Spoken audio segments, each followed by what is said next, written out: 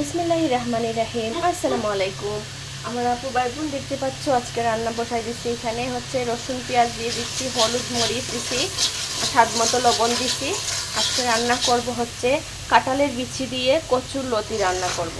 তো এখানে আমি মশলাটাকে ভালো করে বেজে নিচ্ছি।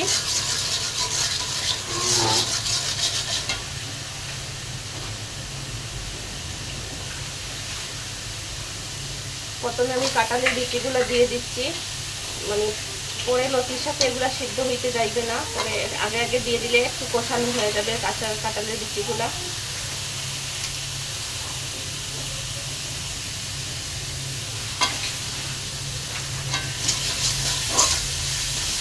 আমি প্রথমে শীতল শুটকিটাকে জাল করে পানি বের করে নিছি।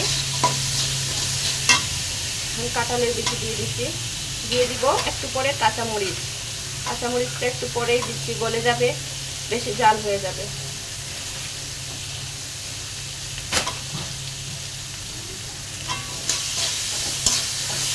এগুলাকে একটু কষিয়ে নিয়ে তারপরে আমি মাছটা দিব। আপনারা দেখতে থাকেন।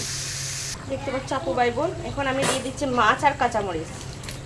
মাছটা দিয়ে ভালো করে বুনা বুনা করে নিব, তারপরে কচুর লতিটা দিয়ে আরও কতক্ষণ কষিয়ে নিব। এইভাবে আপনারা একবার ট্রাই করবেন কচুর লতিটা রান্না করার, আমার মতো করে দেখবেন কি যে স্বাদ হয়, আপনারা একবার খাইলে বলতে পারবেন।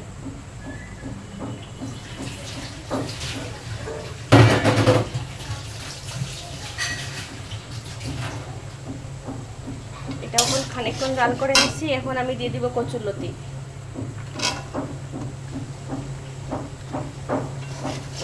এই যে কচুর লতিটাকে ভালো করে কষিয়ে নিব।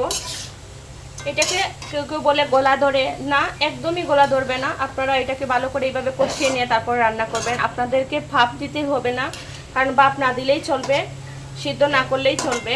কারণ হচ্ছে কি, এগুলা কচুরলতি কখনো গলা ধরে না। এভাবে কষিয়ে নিলে গলা ধরবে না কখনোই। তো আপনারা দেখতে থাকেন। দেখতে পাচ্ছ অলমোস্ট আমার লতাটা এরকমই সিদ্ধ হয়ে গেছে কষানোর মধ্যে। এখন আমি শীতল শুটকির পানিটা দিয়ে দিব। এই যে আমার শীতল শুটকির পানিটা দেওয়া হয়ে গেছে।